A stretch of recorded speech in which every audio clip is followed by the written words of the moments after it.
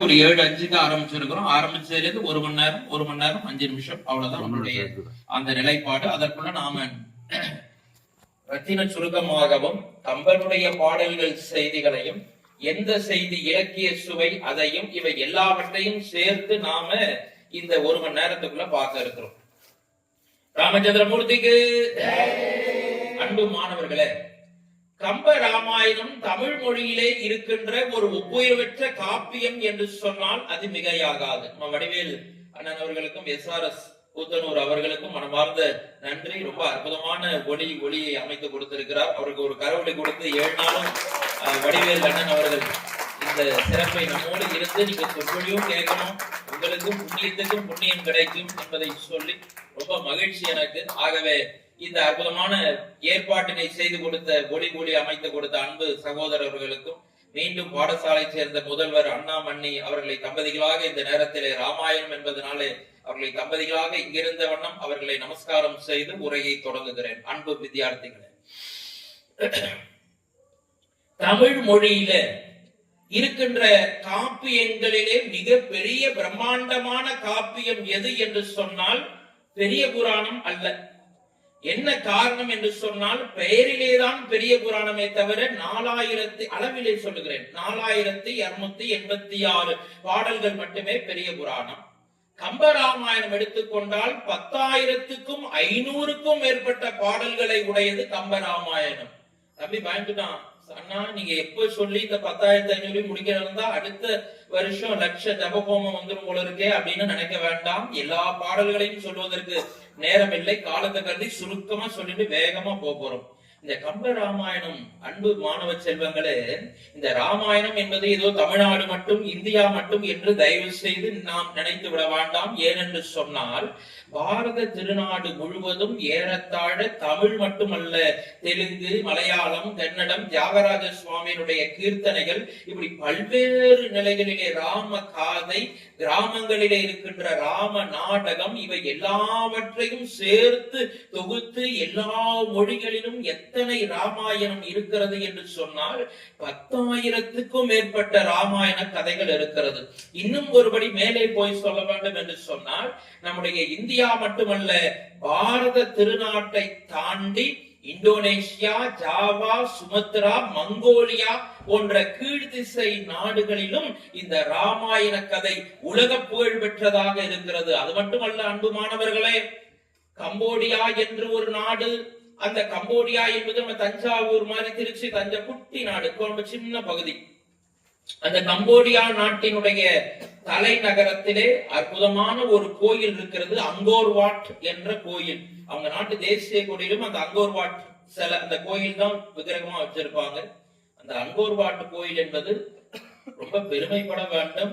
நம்ம தஞ்சாவூர் பிரகதீஸ்வரர் கோயில் எவ்வளவு நானும் போனதில்லை, எங்க அன்பர் ஒருத்தர் வந்து அதை பார்த்துட்டு அதை பத்தி பேசினார். அங்கோர் வாட் கோயிலை பத்தி வீடியோ காமிச்சார் எங்க கல்லூரியில. தஞ்சாவூர் பிரகதீஸ்வரர் எவ்வளவு பெருசோ அதே மாதிரி இன்னும் ஒரு 15-20 மடங்கு பெரிய கோயில். இன்னும் சொல்ல போனா நீங்க யாராவது ஒரு கைடு அழிச்சுட்டு தான் சுத்தி பார்க்கவே போகணும். எங்க இருக்கோம் எங்க போறோம்னே தெரியாது. வடிவேல் போய் இந்த பங்களால மாட்டிப்பாரு இல்லையா, அது மாதிரி எங்க ஆரம்பிச்சோன்னே தெரியாம ஏதோ ஒரு பக்கம் போய் ஏதோ ஒரு பக்கம் வெளியில வருவது மாதிரி இருக்கும். அன்பு வித்தியார்த்திகளே, அந்த விஷ்ணு கோயில் அதில் ஒரு கூடுதல் சிறப்பு. சோழ மன்னனால் கட்டப்பட்ட கோயில் என்று கல்வெட்டு கூறுகிறது. கடலை கடந்து கம்போடியா நாட்டிற்கு சென்று கம்போடியாவிலே இருக்கின்ற அங்கோர் வாட் கோயில் என்பது சோழ ராஜா, நம்முடைய தேசத்தை சேர்ந்த சோழ ராஜாவால் கட்டப்பட்ட கோயில். அது மட்டுமல்ல அன்பு மாணவர்களே, அங்கே நீங்கள் கும்பகோணம் ராமசுவாமி கோயிலுக்கு சென்று பார்த்தால் அங்கே பெயிண்டிங், இது கூட நமக்கு சுதை வேலை இந்த விநாயக பெருமான். ஆனால் ஓவியத்துல ராமசுவாமி கோயில நீங்க 3 முறை வலம் வந்தேன் என்று சொன்னால் ராமாயண ஒரு பிரதர்ஷனம், 2வது பிரதர்ஷனம், 3வது பிரதர்ஷனம். நம்ம அண்ணா அழகா சொல்ல ராமாயணத்தை அது எதிர சொன்னாரு வால்மீகியில ராமாயணத்தை அழகா அண்ணா அவர்கள், ராமாயணம் 7 நாள் பண்ணதுக்கு முன்னாடி அண்ணா ஒரு 7 செகண்ட்ல அந்த ராமாயணத்தையே பூர்த்தி பண்ணார். ரொம்ப அற்புதமான ராமாயண ஸ்லோகம். அது போல 3 முறை நீங்கள் அந்த ராமசுவாமி கோயிலை வலம் வந்தால் ராமாயணத்தை ஓவியமாக பார்க்கலாம். அதுபோல இந்த அங்கோர் வாட் கோயிலிலே மறந்து விடாதீர்கள், ஓவியம் தீட்டப்படவில்லை, கருங்கல்லிலே, சுத வேற இல்ல, கருங்கல்லிலே அதிலே சிற்பிகளை வைத்து ராமாயண கதை முழுவதும் சிற்பங்களாக அந்த சோழ மன்னன் அங்கோர் வாட்டிலே இருக்கின்ற விஷ்ணு கோயிலிலே வடிவமைத்து வைத்திருக்கிறான் என்று சொன்னால், இந்த ராமாயணம் என்பது உலகம் முழுவதும் பிரசித்தி பெற்ற ஒரு அற்புதமான காப்பியம். இன்னும் சொல்ல போனால் நம்முடைய ஆலயத்திலே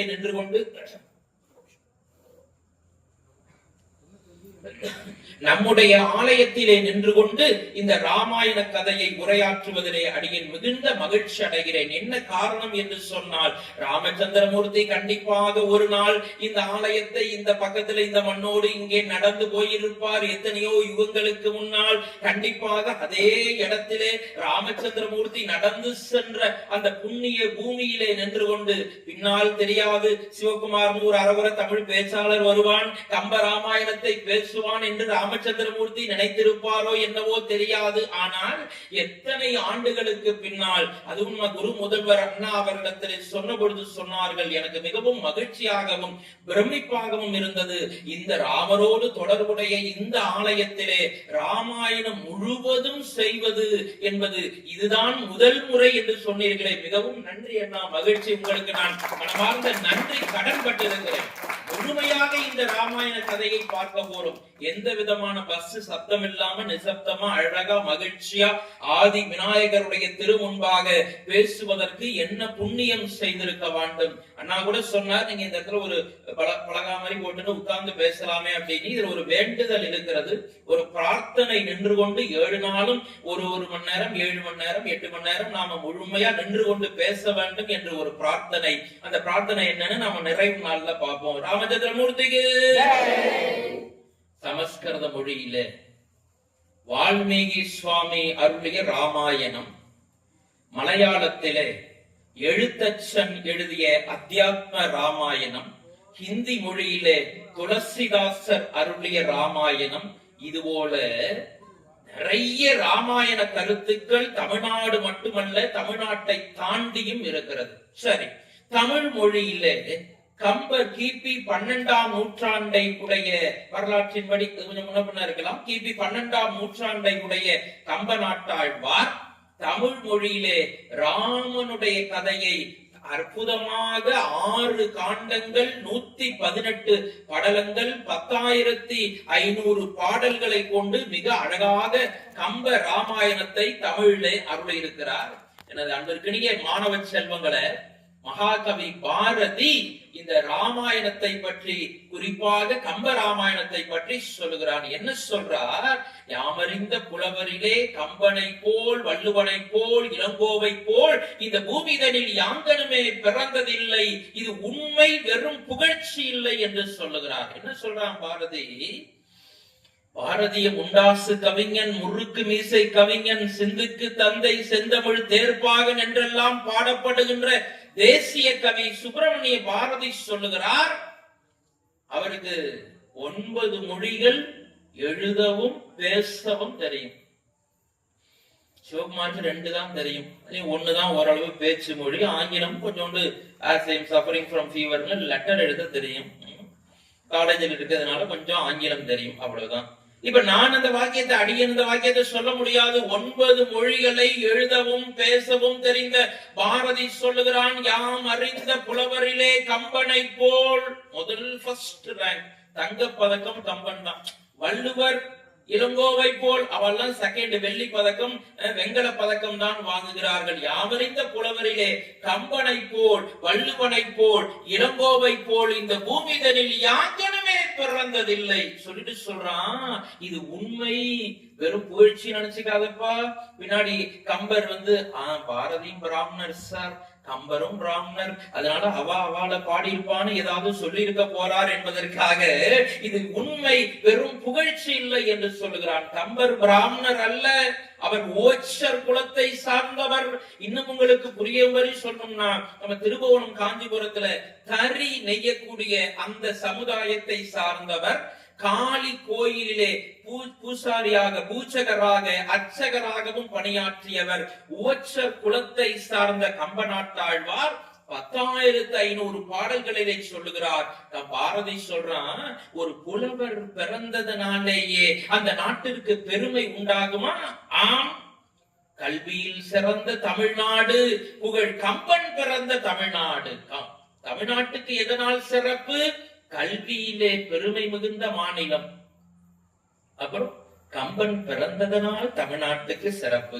ஆகவே கம்பன் பிறப்பதனாலேயே இந்த தமிழ்நாட்டுக்கு சிறப்பு என்று சொன்னால், அன்பு மாணவ செல்வங்களே, நீங்கள் இப்போ உங்களுக்கு வேதமும் ஆகமும் ஓட்டம் நடையுமா ஓடிட்டே இருப்பேன், நேரம் இருக்காது. இன்றைக்கு சிவகுமார் சார் உங்களுக்கு இந்த கம்ப ராமாயணம் என்ற விதையை, கம்பன் என்ற சுவையை உங்களிடத்திலே விதைத்து விட்டு செல்லுகின்றேன். எதிர்காலத்திலே வாய்ப்பு இருக்குமேயானால் நீங்கள் கம்ப ராமாயணத்தை முடிந்த அளவுக்கு தொட்டு பார்த்து படிக்க வேண்டும் என்ற வேண்டுகோளை முன்னதாக வைத்து, அடியேன் ஒரே ஒரு முறை 10,500 பாடல்களையும் படித்த ஒரு புண்ணியம் உங்களுடைய அண்ணாவுடைய ஆசீர்வாதத்தினால் எனக்கு அந்த பாக்கியம் கிடைத்தது என்று சொல்லி கம்பனை தொடங்க இருக்கிறோம். கம்ப ராமாயணம். அன்பு மாணவர்களே, 6 காண்டங்கள், பாலகாண்டம், அயோத்தியா காண்டம், ஆரண்ய காண்டம், கிஷ்கிந்தா காண்டம், சுந்தர காண்டம், யுத்த காண்டம் என்று 6 காண்டங்கள், 118 படலங்கள், 10,500 பாடல்களை உடையது கம்பராமாயணம். ராமாயணம் என்றால் என்ன? ராமன் கூட்டல் அயனம், ராமன் காட்டிய வழி. அயனம்னா வழி, பாதை. என்ன பாதை? ராமன் நடந்து சென்ற பாதை. இந்த பாதை கூட வச்சுக்கலாம். பாதை என்றால் வழி, அல்லது அயனம் என்றால் ஒழுக்கம், பாதை. ராமன் நடந்து சென்ற பாதை. கம்பன் சொல்லுகிறார் பல இடங்களிலே, நடையிலே நின்ற உயர் நாயகன் என்று கம்பன் சொல்லுகிறான். என்ன நடை என்றால் இந்த பாதை மட்டும் நடை அல்ல, ஒழுக்கம் என்பதும் ஓர் நடை. அப்ப ராமாயணம்னா என்ன அர்த்தம் என்று சொன்னால், ராமன் நடந்து சென்ற பாதை, ராமன் காட்டிய ஒழுக்க நெறி இந்த ராமாயணம் என்று பார்க்கிறோம். அன்பு மாணவ செல்வங்களே, இந்த கம்ப ராமாயணத்தை ராமச்சந்திரமூர்த்தி முதல் ஃபர்ஸ்ட் ஓமை, அது ரொம்ப சிறப்பு இல்லவா? பின்னாடி எப்படிதான் ஒரு மனுஷன் இந்த 10,500 பாட்டை எழுதினாரோ தெரியல சார். 10,500 பாடலையும் எழுதிய கம்ப நாட்டாழ்வார் ஒரு இடத்துல கூட ஒரு உதாரணத்துக்கு 100வது பாட்டுல ஒரு ஓமை சொல்லியிருக்காருன்னு வச்சுக்கோங்களேன். அந்த ஓமையை நீங்க 9,100வது பாட்டுல சொன்னா யாருக்கும் தெரியாது. என்னத்தை ஞாபகம் வச்சுக்க போறோம், எப்படி கண்டுபிடிக்க போறோம்? ஆனால் நீங்கள் முழுமையாக படித்து பார்த்தீர்கள் என்று சொன்னால், ஒரு இடத்துல சொன்ன ஓமையை மற்றொரு இடத்திலே சொல்லாத பெரும் கவி சக்கரவர்த்தி. அதனால்தான் எத்தனை புலவர்கள் தமிழிலே இருந்தாலும், வள்ளுவர் இருந்தாலும், இளங்கோவடிகள் இருந்தாலும், மணிமேகலையை காப்பியத்தை அருளிய சீத்தலை சாத்தனார் இருந்தாலும், திருத்தக்க தேவர் சீவக சிந்தாமணியை அருளிய திருத்தக்க தேவர் இருந்தாலும், நாலடியார், நான்மணிக்கடிகை, பழமொழி 400 என்று நீதி இலக்கியங்களை படித்த அத்தனை ஆச்சாரியார்கள் இருந்தாலும், தமிழ் மொழியை பொறுத்தவரை தமிழ் இலக்கியத்திலே கம்பன் தான் உயர்ந்த இடத்திலே இருக்கிறார் என்று சொன்னால், அதற்கு காரணம் கூறியது கூறல் குற்றம். நமக்கு 32 இலக்கண விதியில நன்னூல்ல உண்டு. ஒரு இடத்துல ஒரு விஷயத்த சொன்னா அதை கடைசியில போய் சொல்லப்படாது. அப்படியே சொல்லணும்னாலும் அதற்கு வேற உதாரணங்கள், வேற பாவனையில தான் அதை சுட்டி காட்ட வேண்டுமே தவிர அதே ஓமையை திரும்பவும் பயன்படுத்த கூடாது. கம்பன் என்று சொன்னாலே கவி சக்கரவர்த்தி. கம்பன் வீட்டில அவர் தறி போட்டு கொண்டிருந்தார். அந்த கட்டு தறி கூட கவி பாடுகின்ற ஆற்றலை உடையது. அப்படிப்பட்ட கம்பநாட்டாழ்வார் முதலிலே ராமச்சந்திரமூர்த்தியை ஒரு ஓமையாக சொல்லி அவர் உருவகப்படுத்துகிறார். எடுத்த உடனே சொல்றார், உலகம் யாவையும் தாம் உலவாக்கலும் என்றெல்லாம் சொல்லுகிறார். அப்படி எல்லாம் சொல்லி முடிச்சுட்டு நம்மாழ்வார் துதியில தான் ராமனை first impression is the best impression. முதல்ல ஒரு கருத்து வருகின்ற பொழுது அது சிறப்பான கருத்தாக இருக்கும். அதுபோல ரொம்ப அற்புதமாக கம்பர் முதல் இடத்துல ஒரு ஓமை சொல்லுகிறார். என்ன ஓமை என்றால், இரு கை வேடத்து ராகவன் சரிதம் தன்னை என்று சொல்லுகிறார் நம்மாழ்வார் துதியிலே. என்ன இருகை வேடத்து ராகவன் என்று சொன்னால், ராமச்சந்திரமூர்த்திக்கு அன்பு பெரியவர்களே, குழந்தைகளே, இரு கை வேடத்து ராகவன் சரிதம் தன்னை. ராமனை பார்த்து சொல்லுகிறார் கம்பர். எப்பொழுது? முதல் ஓமை. என்ன ஓமை? விநாயக பெருமானோடு தொடர்புடைய ஓமை. அதனால் மகிழ்ச்சியாக சொல்லுகிறேன். ஆதி விநாயகரும் கேட்டுக்கொண்டிருக்கிறார். பக்கத்துல கீழே ஒரு பலகட்டை போட்டு கோலம் போட்டு வச்சிருக்கிறோம். இதெல்லாம் நம்ம தெரிஞ்சுக்கணும், தெரியும் குழந்தைகளுக்கெல்லாம். இருந்தாலும் சொல்லுகிறேன், ராமாயணம் எங்கே எல்லாம் நடக்கிறதோ, ராமனுடைய சரிதம் எந்த இடத்திலே என்னை போல தமிழிலேயோ சமஸ்கிருதத்திலேயோ உபன்யாசமோ பாடலோ எதுவாக இருந்தாலும் அந்த ராமாயண கதை நடக்கின்ற இடத்திலே ஆஞ்சநேய சுவாமி மறைமுகமாக சூட்சம வடித்தத்துல எங்கேயாவது ஒரு இடத்துல உட்கார்ந்து இருப்பார் ஆஞ்சநேய பகவான். சுவாமி நினைக்கல, ஆஞ்சநேய பகவான் ஏதாவது ஒரு இடத்துல அந்த ராமனுடைய பெருமையை கேட்பதற்காக அவர் வந்து உட்கார்ந்து இருப்பாராம். ஏன் சார் ஆஞ்சநேய சுவாமி இப்ப இங்கேதான் இருக்காரா அப்படின்னா, ஆமாம், அதற்கு சுந்தரகாண்டம் பார்க்கும் போது அந்த கதையை பார்ப்போம். ஆஞ்சநேய சுவாமி சிரஞ்சீவியாக இருப்பவர் என்று சீதை மாதாவால் பட்டம் பெற்றவர் ஆகையினாலே ஆஞ்சநேய சுவாமி அமர்ந்திருக்கிறார். இருகை வேழத்து ராகவன் சரிதம் தன்னை. அன்பு குழந்தைகளே, ராகவன் என்று சொல்லக்கூடிய ராமனோட கதையை நான் சொல்ல போறேன். சரி, இந்த ராமன் எப்படிப்பட்டவர்னா, 2 கைகளை உடைய யானை. என்ன சார் முதல்ல எடுத்த உடனே ராமனை போய் யானைன்னு சொல்றாரு?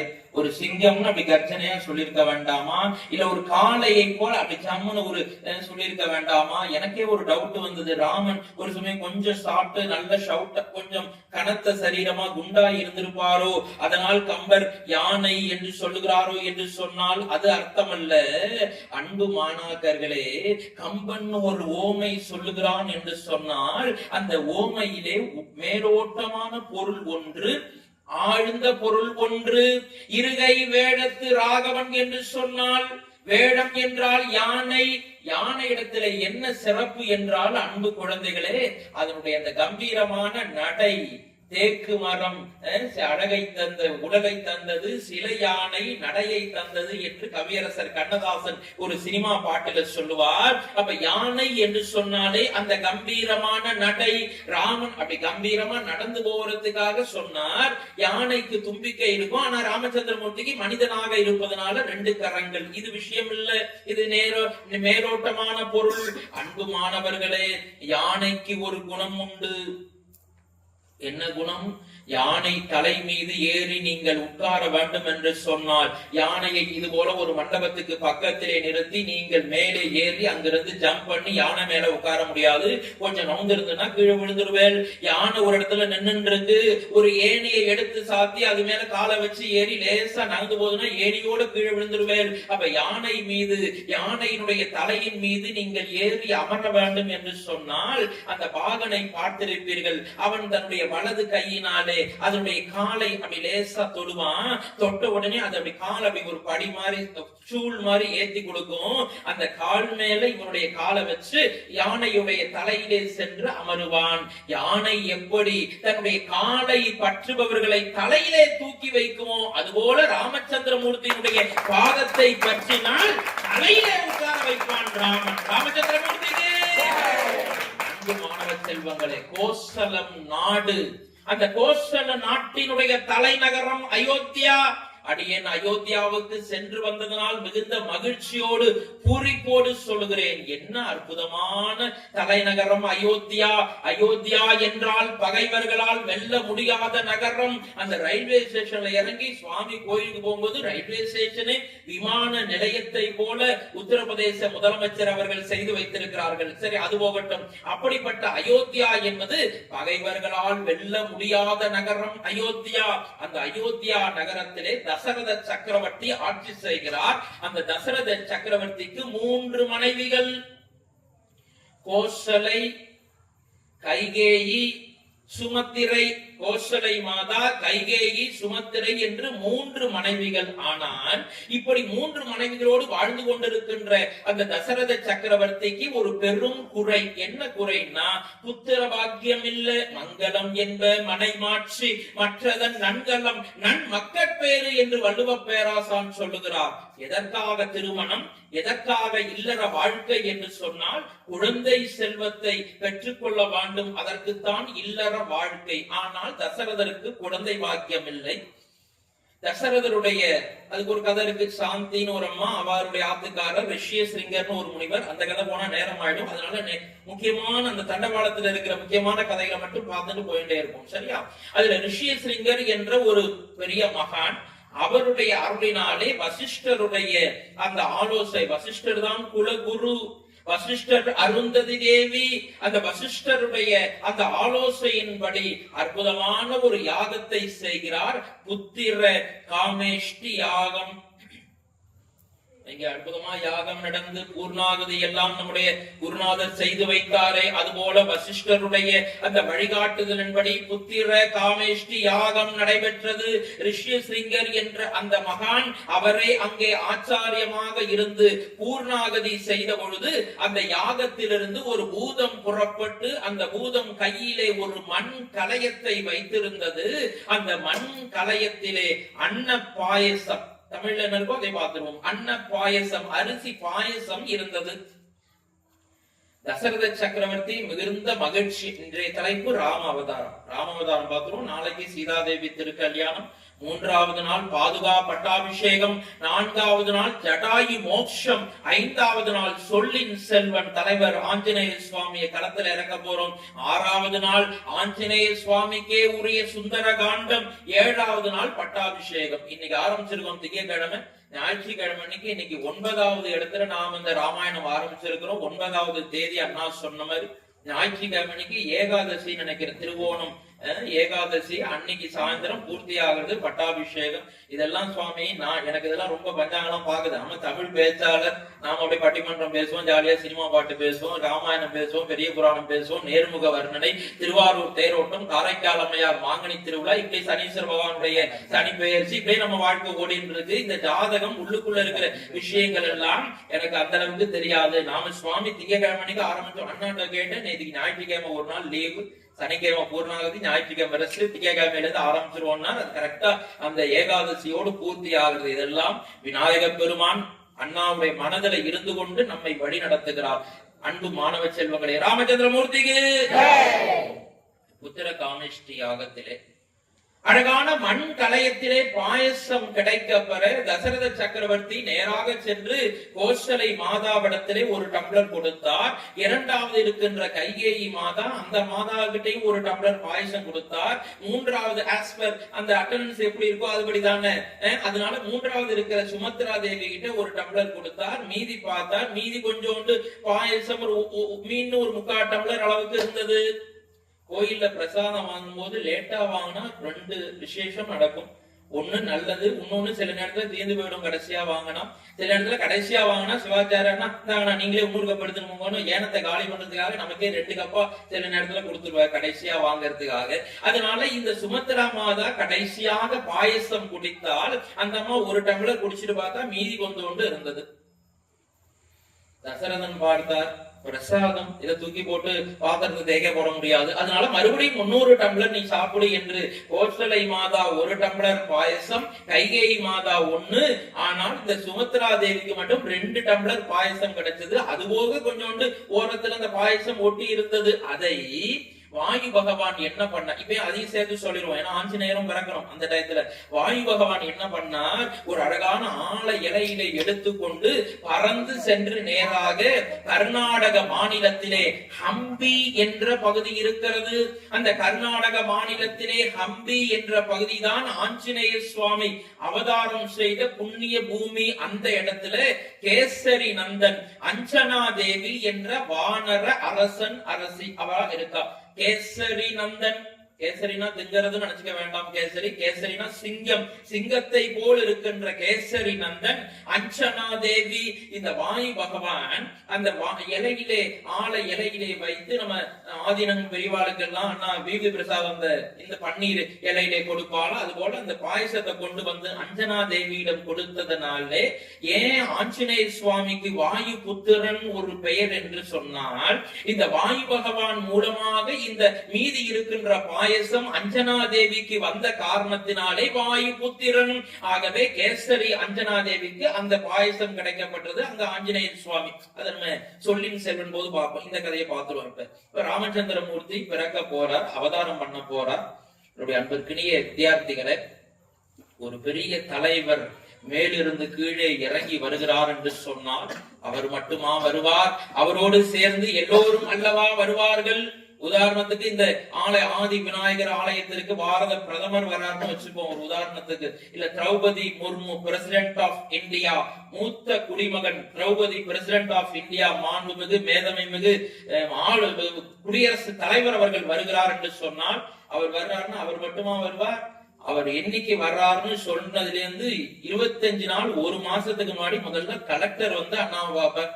எங்க சாமி நிக்க போறீங்க? இங்க நிக்கிறாங்க, இங்க பூர்ணகுமம் கொடுக்க போறேன், இங்கதான் நீங்க நிக்கணும், உங்க மாணவர்கள் அந்த பக்கம் நிக்கணும், அங்க போலீஸ் நிக்கும், இங்க ராணுவம் நிக்கும். நேரா இங்க வர்றாங்க, விநாயகர் கும்பிடுறாங்க, அங்க போய் சுவாமி தரிசனம் பண்றாங்க. கோசாலை உள்ள எல்லாம் போக முடியாது சாமி, கோசாலை 2 மாடு மட்டும் இங்க சாம்பிளுக்கு கொண்டு வந்து கட்டுப்போ ஒரு கட்டு அகத்திக்கீரை கொடுக்குறாங்க, வண்டியில ஏறுறாங்க, நேரா திருவாரூர் போறாங்க, ஹெலிகாப்டர்ல ஏறி மெட்ராஸ் போறாங்க, மெட்ராஸ்ல இருந்து பிளைட்ல போறாங்கன்னு இத்தனை பிளானையும் ரிகர்சல் பார்ப்பாங்க, ஒத்திகை பார்ப்பார்கள். அது மட்டுமல்ல, இந்த ஆதி விநாயகர் பூந்தோட்டம் சில தர்ப்பணபுரியே ராணுவத்தினுடைய கண்ட்ரோலிலே உங்களுக்கே தெரியாமல் எடுக்கப்படும். குறிப்பாக பாரத பிரதமர் வந்தால் ராணுவத்துடைய முழு கண்ட்ரோல்ல வந்துடும். எஸ்பி வருவார், மாவட்ட ஆட்சியர் வருவார், இங்க இருக்கிற பூந்தோட்டத்தில் இருக்கிற எஸ்ஐ அவர் அந்த சுவாமி வருவார், இன்ஸ்பெக்டர் வருவார், இன்னும் அவர்களை சார்ந்த அத்தனை பேரும் வருவார்கள். ஆக சாதாரண ஒரு மனிதர் மேலிருந்து நம்ம ஊருக்கு ஒரு இடத்துக்கு வருகிறார் என்று சொன்னாலே இத்தனை படைபல பராக்கிரங்கள் எல்லாம் வரும்.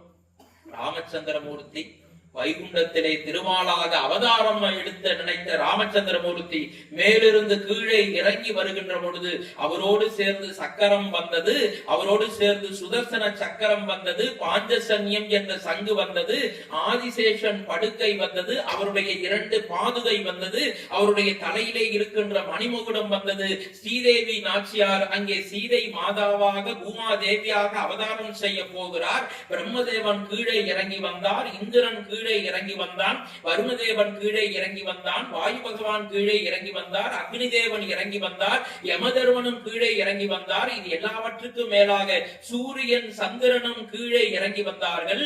இது மட்டுமல்ல அன்பிற்கினிய மாணவ செல்வங்களே, சிவபெருமானும் கீழே இறங்கி வந்தார் என்று கம்பநாட்டாழ்வார் சொல்லுகிறார். சுவாமி இவங்கெல்லாம் என்னென்னவா வந்தார்னு நமக்கு தெரியும். லக்ஷ்மணனாக, பரதனாக, சத்ருகணனாக, ஆதிசேஷன் லக்ஷ்மணனாக வந்தார்.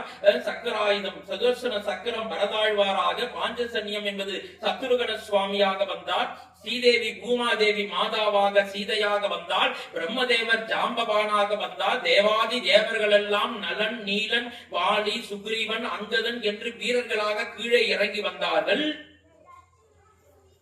சிவபெருமான் எந்த வடிவத்திலே வந்தார் என்று சொன்னால், அன்பிற்கினிய மாணவ செல்வங்களே, வித்தியார்த்திகளே, சாட்சாத் ஆஞ்சநேய சுவாமியாக வந்தவர் சிவபெருமான். ஆஞ்சநேய சுவாமிக்கு நம்ம தலைவர், நமக்கு சிவபெருமான் தான். கையில நந்தி சூலம் இருப்பதனாலே நமக்கு எப்பொழுதும் சிவபெருமான் தான். சிவபெருமான் இல்லை என்று சொன்னால் ராமச்சந்திரமூர்த்தியினுடைய அந்த வரலாறு, அவருடைய வெற்றி என்பதே சிவபெருமானால் ஆஞ்சநேய சுவாமியினால் தீர்மானிக்கப்பட்டது. எப்படி சார் சொல்றேன்? 2 சான்று, ஒன்று அகச்சான்று, மற்றொன்று புறச்சான்று. அகச்சான்றுல எக்கச்சக்கமா இருக்கு, நீங்க அதுக்கு கன்ஃபியூஸே பண்ணிக்க வேண்டாம். கம்பர் எந்தெந்த பாடல்களில் அனுமான் என்ற ஆஞ்சநேய சுவாமியை சொல்லுகிறாரோ, இப்ப வரமாட்டார், பின்னாடிதான் வரப்போற, அதுக்கு முன்னாடி சொல்லுறேன், தகவலுக்காக சொல்றேன். எந்தெந்த பாடல்களில் ஆஞ்சநேய சுவாமியை பற்றி கம்பநாட்டாழ்வார் பாடுகிறாரோ அந்த அத்தனை பாடல்களிலும் சிவபெருமானோடு தொடர்பு படுத்தித்தான் பாடுவார். பறந்து வந்தார்னு சொல்றாருன்னா கைலாய மலையே பறந்து வந்தது போல இருந்தது. காளை வாகனத்துல வர்ற மாதிரி ஆஞ்சநேயர் வந்தாராம். ஆஞ்சநேயருக்கும் காளை வாகனத்துக்கும் என்ன சார் சம்பந்தம் அப்படின்னா, இரண்டையும் ஒற்றுமைப்படுத்தி காட்டுகிறார். ஆக சாட்சாத் சிவபெருமானே அனுமனாக ஆஞ்சநேயர் சுவாமியாக பூமியிலே வந்து அவதாரம் செய்கிறார். இது அகச்சான்று நிறைய இருக்கு. 10,500 பாட்டுல ஏறத்தாழ 1,500 பாட்டுக்கு மேல இதுக்கு சான்று இருக்கு. அது போகட்டும். புறச்சான்று எங்க சுவாமி இருக்கு என்று கேட்டால், அன்பிற்கினிய வித்தியார்த்திகளை, திருக்கடையூர் என்ற அற்புதமான ஆலயம், 60வது கல்யாணம், 70வது 80வது சதாபிஷேக பெருவிழா நடக்கின்ற அற்புதமான ஆலயம். வெளிநாட்டிலிருந்து வந்திருக்கக்கூடிய வெளிநாட்டு பக்தர்கள் எல்லாம் ஆச்சரியப்படுகின்ற ஒரே ஆலயம் திருக்கடையூர். எதற்காக? கட்டிட கலையை பார்த்து, தஞ்சாவூரை பார்த்து ஆச்சரியப்படுறார். அந்த திருக்கடையூருக்கு வந்தா எப்படி ஒரே கணவன் ஒரே மனைவியோடு 50 வருஷம் வாழ்றான்னு வெளிநாட்டுக்காரெல்லாம் ஆச்சரியப்பட்டு போருகின்ற இடம் அந்த திருக்கடையூர் புண்ணிய பூமி. கால சம்ஹார மூர்த்தி, யமனை இடது காலால் எட்டி உதைத்த பகவான். அந்த திருக்கடையூருக்கு மிக அருகாமையிலே இருக்கின்ற ஒரு 4 கிலோமீட்டர் இருக்கும், 5 கிலோமீட்டர் இருக்கும் அனந்தமங்கலம் என்ற ஆனந்த மங்கலம். அந்த ஊருடைய கும்பாபிஷேகத்திற்கு வர்ணனைக்கு போகும்போதுதான் எனக்கே இந்த செய்தி தெரிந்தது. அதை உங்களோடு பெருமையோடு அடியேன் பதிவு செய்து கொள்கிறேன். அந்த ஆனந்த மங்கலம் என்ற அனந்த மங்கலத்திலே மூலஸ்தானத்திலே இருக்கின்ற ஆஞ்சநேய சுவாமிக்கு புறச்சான்று வலதுகண் இடதுகண் நெற்றிக்கண்ணை உடையவராக மூலஸ்தானத்திலே கருங்கல் திருமேனியாக சுவாமி எழுந்தருளுகிறார். திரிநேத்திர சதுர்புஜ ஆஞ்சநேயர் 4 திருக்கரங்களோடு. இது மூலஸ்தானம். அண்ணா சொல்ற மாதிரி உற்சவர் திருமேனி. அந்த உற்சவர் திருமேனியிலே வலதுகண் இடதுகண் நெற்றிக்கண்ணை உடைய திரிநேத்திர தசபுஜ ஆஞ்சநேயர் ஆக அகச்சான்றும் இருக்கிறது. ஆஞ்சநேயருக்கு எப்படி சார் நெற்றிக்கண் வரும் என்றால், உலகத்திலே நெற்றிக்கண்ணை உடையவர் புத்தா பிறை சூடி என்று பொன்னார் மேனியனை புலித்தோலை அரைக்கசைத்து என்று பாடிய நம்முடைய சிவபெருமான் தான் நெற்றிக்கண்ணை உடையவர். ஆனால் இங்கே ஆஞ்சநேயருக்கு நெற்றிக்கண் இருப்பதனாலே சிவபெருமான் தான் ஆஞ்சநேயர். அகச்சான்றும் இருக்கிறது, புறச்சான்றும் இருக்கிறது. ராமச்சந்திர மூர்த்தி அவதாரம் பண்ணுகிறார் அந்த கோசல நாட்டிலே. உங்களுக்கு எல்லாம் தெரியும், அடுத்த அமாவாசை கழிச்சு நவமி வருகின்ற பொழுது ஸ்ரீராம நவமி வருகிறது. பங்குனி மாதத்திலே புனர்பூச நட்சத்திரத்திலே நவமி திதி என்று ராமச்சந்திரமூர்த்தி திருமாலாக வைகுண்டத்திலே இருந்த ராமச்சந்திரமூர்த்தி தசரத சக்கரவர்த்தியினுடைய அந்த அரண்மனையிலே கோசலையினுடைய அந்த அற்புதமான வயிற்றிலே ராமச்சந்திரமூர்த்தி புனர்பூச நட்சத்திரத்திலே அற்புதமாக கடக ராசி கடக லக்னத்திலே 5 கிரகங்களும் உச்சமாக இருக்கின்ற அந்த நிலை பாட்டிலே ராமச்சந்திரமூர்த்தி அயோத்தியாவிலே அவதாரம் செய்கிறார். ஸ்ரீ ராம அவதாரம். ராமச்சந்திரமூர்த்திக்கு ராமச்சந்திரமூர்த்திக்கு ராமச்சந்திரமூர்த்திக்கு. ராமன் கீழே பிறந்து விட்டால் தர்மம் பிறக்கிறது. ராமச்சந்திரமூர்த்தி அவதாரம் செய்து விட்டால் கருணை அவதாரம் செய்கிறது. ராமச்சந்திரமூர்த்தி அவதாரம் செய்தால் நீதியும் நேர்மையும் நேரடியாக அவர் முன்பே ராஜபாட்டு வீதியை போல ராமச்சந்திரமூர்த்தி எங்கே நடந்து சென்றாலும் பின்னால் தர்மமும் வேதமும் பசுமாடும் அங்கே நிரம்பி இருக்கின்ற காட்சியை பார்க்கிறோம். புனர்பூசம். அடுத்ததாக கைகேயி அன்னை மாதாவுக்கு புனர்பூசம், பூசம், ஆயுள்யம், மகம். இத பூச நட்சத்திரத்துல பரதாழ்வார் பரதன் என்ற அந்த 2வது டம்ளர் கைகேயி மாதாவுக்கு அழகான குழந்தை. ராமச்சந்திரமூர்த்தி பரதன் 2 பேரும் ஒரே மாதிரி இருக்கிறார்கள். ஒரே ஒரு பெரிய வித்தியாசம். ராமச்சந்திரமூர்த்தி கண்ணகிரேர்னு கருப்பா இருக்கார் சுவாமி, டார்க் ப்ளூ கலர்ல. அதனாலதான் நான் கூட சட்டை டார்க் ப்ளூ ராமன் பரப்புக்கு போட்டுன்னு வருவோம் போட்டேன். ராமச்சந்திரமூர்த்தி நல்ல டார்க் ப்ளூ கலர்ல கண்ணகிரேர்னு கருப்பா இருக்கார். ராமச்சந்திரமூர்த்தியே கருப்பு தான். அதனால குழந்தைகள் பயப்பட வேண்டாம், ராமனே கருப்பு தானே சார். கிருஷ்ண பரமாத்மா கேட்கவே வேண்டாம். கிருஷ்ணா என்று சொன்னாலே கரிய நிறம். பெரிய மன்மதன் நினைப்பாவும் மனசுல அப்படின்னு திட்டுறோமே, அந்த மன்மதன் என்பதும் கரிய நிறம். அதனால கருப்பு நமக்கு விருப்பு, கருப்பு தான் எனக்கு பிடிச்ச கலரு அப்படின்னு பாட வேண்டியதுதான். அப்ப ராமச்சந்திரமூர்த்தி கரிய நிறத்திலே புனர்பூசத்திலே மிக அற்புதமாக இங்கே அவதாரம் செய்கிறார் என்று பார்க்கிறோம். பரதர் பூச நட்சத்திரத்திலும் ஆயுள்ளத்திலே தெரியும் ஆதிசேஷன். 1000 நாவை கொண்ட ஆதிசேஷ பகவான் லக்ஷ்மண சுவாமியாக, அவற்றை தொடர்ந்து பாஞ்சசன்யம் என்ற சங்கினுடைய அம்சமாக சத்ருகன சுவாமியும் அவதாரம் எடுக்கிறார்கள். அயோத்தியா மாநகரமே விழா கோலம் பூண்டது. எல்லோரும் மகிழ்ச்சியாக இருக்கிறார்கள். தசரத சக்கரவர்த்தி கேட்டதோ 1 கொடுத்ததோ 4. இதுதான் தலைவர் கொடுப்பார். வாரியார் சொல்லுவார், தசரத சக்கரவர்த்தி ஒரு குழந்தை வேணும்னு கேட்டார். ஏன் இவருக்கு அப்புறம் ஆட்சியில ஒரு பையன் உட்காரணுங்கிறதுக்காக. கேட்டதோ ஒன்று, கொடுத்ததோ 4 என்ற அடிப்படையிலே 4 வேதங்களை போல அந்த அயோத்தியாவிலே இந்த 4 குமாரர்களும் மகிழ்ச்சியாக அவதாரம் செய்தார்கள். தேவலோகத்திலிருந்து கற்பக மலரை எல்லோரும் வாரி வாரி வாழ்த்தினார்கள். தசரத சக்கரவர்த்தி மிகவும் மகிழ்ச்சி அடைந்தார். ராமச்சந்திரமூர்த்தி அவதாரம் செய்ததனாலே எல்லோருக்கும் எல்லாவற்றையும் வாரி வாரி கொடுத்தாராம் தசரத சக்கரவர்த்தி. கம்ப நாட்டாழ்வார் ஒரு 10-12 பாட்டு போடுறார். இந்த 10 பாட்டையும் சொல்றதுக்கு நேரம் ஆகும். என்னென்ன செய்தாராம், கோயில் திருப்பணியை கொஞ்சம் பொருளாளருக்கும் தலைவருக்கும் சும்மா சின்ன விஷயம் சார், கம்பி வரல, சிமெண்ட் லேட்டா இருக்கு, இன்னும் நாள் சரியா குறிக்கல, சிவாச்சாரியார் இன்னைக்கு நாள் குறிச்சு கொடுக்கல, இப்படி எல்லாம் எந்தெந்த விஷயங்கள் இருந்ததோ அரை குறையாக இருந்த ஆலயத்தை எல்லாவற்றுக்கும் கும்பாபிஷேகம் செய்து வைத்தார் தசரத சக்கரவர்த்தி. அப்புறம் எங்கெங்கெல்லாம் வேத பாடசாலை ஆகமங்கள் இருக்கிறதோ அத்தனை பாடசாலைக்கும் நிறைய என்ன பண்ணாராம், பொன்னையும் பொருளையும் வாரி வாரி கொடுத்தாராம். வேதம் போதக்கூடிய அந்தணர்களுக்கு காராம்பசுவை கன்றோட சேர்த்து ஒரு மூட்டை, பெரிய மூட்டை கிஃப்ட் கொடுத்தார். என்ன சார் மூட்டைனா, தங்க குவியல், தங்க காசுகள் மூட்டை மூட்டையாக வாரி கொடுத்தார் தசரத சக்கரவர்த்தி. என்னென்னெல்லாம் இந்த நாட்டிலே நல்ல காரியம் தடைபட்டு இருக்கிறதோ அத்தனையும் நடத்துங்கள் என்று உத்தரவு செய்தார். அமைச்சர் சுமந்திரரை கூப்பிட்டாராம். சுமந்திரரே, கஜானாவை திறந்து வைப்பா. தலைவரே, மகாராஜா சொல்றது செய், திறந்து வை. என்ன உத்தரவு? திறந்தே வைக்கட்டுமா? ஆமாம், திறந்தே வை. எத்தனை மணி நேரம்? 24 ஹவர்ஸும் திறந்து வை. ஏடிஎம் மிஷின மாதிரி யார் வேணாலும் வந்து சாக்கு மூட்டையில வாரி வாரி எடுத்துக்கிட்டு போய்கினே இருக்கணும்னு வாரியார் சுவாமிகள் சொல்வதை போல எல்லோரும் வாரி வாரி வாரி கொடுத்தார்கள். தசரத சக்கரவர்த்தி பேங்க்லே 5000 இல்ல 50,000 பணம் செலுத்தினார் தசரத சக்கரவர்த்தி. ராமன் பிறந்ததுனாலே எல்லாருக்கும் பசுமாடு குடு, ஆடு குடு, மாடு குடு, லேப்டாப் குடு, என்னெல்லாம் கொடுக்க வேண்டுமோ எல்லாவற்றையும் வாரி கொடுத்தார். இதெல்லாம் சிவகுமாரா சொன்னது. ஆக அப்படிப்பட்ட நிலையிலே எல்லாவற்றையும் வாரி வாரி கொடுத்தார் தசரத சக்கரவர்த்தி. மிகவும் மகிழ்ச்சியாக இருந்தார். ஆனால் இந்த மகிழ்ச்சிக்கு பின்னால் தசரத சக்கரவர்த்தியுடைய உள்ளத்திலே ஒரு சிறிய வருத்தம் ஒன்று ஒட்டி கொண்டு இருந்தது. என்ன வருத்தம் சார்? ஒரு நாள், இது ரொம்ப தெரிஞ்சுக்க வேண்டிய கதை, அதுக்காக தசரத சக்கரவர்த்தி வேட்டையாடுவதற்காக கானகம் செல்கிறார். அப்போது அந்த கானகத்திலே சிரவணன் என்ற ஒரு முனிகுமாரன், அவ அப்பாவுக்கு 2 காலும் கிடையாது, அம்மாவுக்கு கண் பார்வை தெரியாது. எப்படி இருக்கிறார் பாருங்கள் நம்முடைய முன்னோர்கள். அந்த சிரவணன் என்ன பண்றான், ஒரு பெரிய தராசு மாதிரி செஞ்சு வச்சு ஒரு பக்கம் அப்பா உட்கார வச்சுக்கிறான், ஒரு பக்கம் கண் பார்வை தெரியாத அம்மா உட்கார வச்சுட்டு தோல்ல இந்த துலாபாரம் தராசு தூக்குற மாதிரி தூக்கின்னு போறான். ஒரு ஊர்ல கொண்டு போய் இறக்கி வைப்பான். அந்த ஊர்ல ஏதாவது வயல் வேலை செய்வான், கொண்டு வந்து ஆகாரம் பண்ணி வைப்பான். அடுத்த ஊருக்கு போவான்.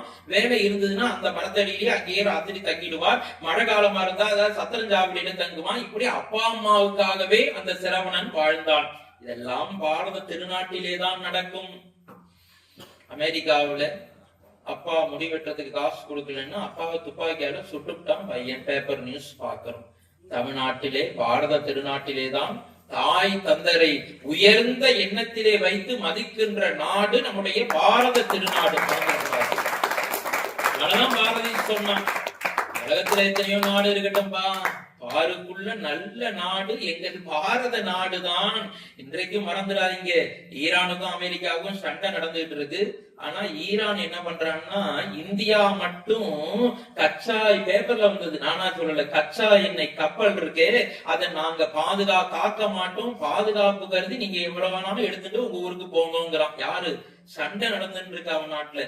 ஏன் தெரியுமா? அந்த ஈரானுக்கு 50,000 டன் கோதுமைய ஒரு 4 ஆண்டுகளுக்கு முன்பாக அவளுக்கு ஏதோ நெருக்கடியான நேரத்துக்கு பாரத பிரதமர் கொடுத்தார். அந்த நன்றி விசுவாசத்துக்காக உலகமே அதிர்ச்சி ஆகிறான். ஏன்? பக்கத்தில் இருக்கிற தன்னுடைய நாடுகளை எல்லாம் தாக்குகின்ற ஈரான் பாரத திருநாடு மட்டும் கச்சா எண்ணெயை பத்திரமாக எடுத்துக்கொண்டு போங்க, நாங்கள் தடுக்க மாட்டோம், பாதுகாப்பு கொடுப்போம் என்று சொல்கிறார் என்று சொன்னால், இந்த பாரத நாட்டினுடைய பெருமையை நீங்கள் எண்ணி பார்க்கவா. சரி, அது போகட்டும். அப்படிப்பட்ட அந்த சிரவணன் ஒரு நாள் குளத்துல தண்ணீர் அப்படி முக்குவதற்காக போகிறான். அப்படி தண்ணீர் எடுக்க போகின்ற போது தசரத சக்கரவர்த்தி என்ன பண்றான், தூரத்துல நின்னுதான் மறைஞ்சு நின்னுதான் வேட்டையாடணும். அதுதான் ராஜாவோட இலக்கணம். அப்படி மறைஞ்சு நின்று வேட்டையாடுகின்ற பொழுது யானை தண்ணீர் குடிப்பதாக நினைத்து அந்த அந்த பக்கத்தை நோக்கி அம்பு வீசிடுறான்.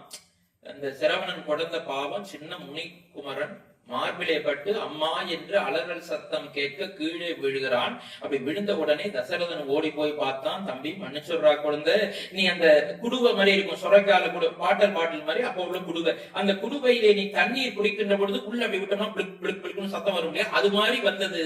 அது யானை தண்ணீர் குடிப்பதாக கருதி நான் அம்பை எடுத்து எய்தினேன். நீ என்று தெரியாதுப்பா, மன்னிச்சிருப்பா, நான் என்ன பண்ணணும்? அந்த இறக்குன்ற நேரத்துல அந்த சிரவணன் சொன்னா, ஒண்ணுமில்ல, இந்த தண்ணீர்ல குடுவையில தண்ணீர் இருக்கு, எங்க அப்பா அம்மா அந்த தூரத்துல அந்த மரத்தடியில உட்கார்ந்து இருக்கா, தாகத்தோடு இருக்கிறார்கள், மிகுந்த தாகம், என்னுடைய கடைசி ஆசை அப்பா அம்மாவுடைய இந்த தாகத்தை தணிச்சிருங்கோ என்று சொல்ல தசரதன் எடுத்துக்கொண்டு பயந்து கொண்டே போகிறான். அந்த முனிக்குமரர்கிட்ட தண்ணீர் குடிங்கோ என்று சொல்ல, எங்கே என்னுடைய மகன், நீ யார்? நான் இந்த நாட்டினுடைய சக்கரவர்த்தி, தசரத சக்கரவர்த்தி அம்மா, தயவு செய்து தாய் தந்தையே இந்த தண்ணீரை குடியுங்கள் என்று சொன்னோன்னே அவர்கள் குடிக்க மறுக்கிறார்கள். எங்கே என்னுடைய மகன் சிரவணன், அவனை கொண்டு வாருங்கள், நான் தண்ணீர் குடிக்கிறேன் என்று சொல்ல வேறு வழி இல்லாமல் தசரதன் உண்மையை சொல்லுகிறான். அந்த தாய் தந்தையர் இருவரும், தசரதா, என்னுடைய மகனை இழந்து நாங்கள் இருவரும் இப்பொழுது தண்ணீர் குடிக்காமல் மாள போகிறோம். அதே போல நீயும் உன்னுடைய மகன் ராமனை பிரிகின்ற பொழுது இறக்க நேரிடுவாய் என்று ஒரு சாபத்தை கொடுக்கிறார்கள். ஆக இந்த சாபம் பெற்றவுடனே தசரதனுக்கு ஒரு பக்கம் மகிழ்ச்சி, ஒரு பக்கம் வருத்தம். என்ன இது, எப்ப புத்திரகாமேஷ்டியாகம் பண்றதுக்கு முன்னாடி நடந்த கதை. எதனால் மகிழ்ச்சி? ஒரு குழந்தை பிறப்பானி இதுல இருந்து ஊர்ஜிதம் ஆகிறது. இரண்டாவது, அவன் பிரியும் போது இறப்பு வரும். பிரிஞ்சாதானே, நம்ம தானே சக்கரவர்த்தி, நம்ம பார்த்துப்போம். நம்மள மீறியா ராமன் நம்ம சொல்ல கேட்காம நம்மள பிரிஞ்சு போயிட போறான், ஆகவே மரணம் வராதுன்னு ரொம்ப தைரியத்தோட இருந்தாராம்.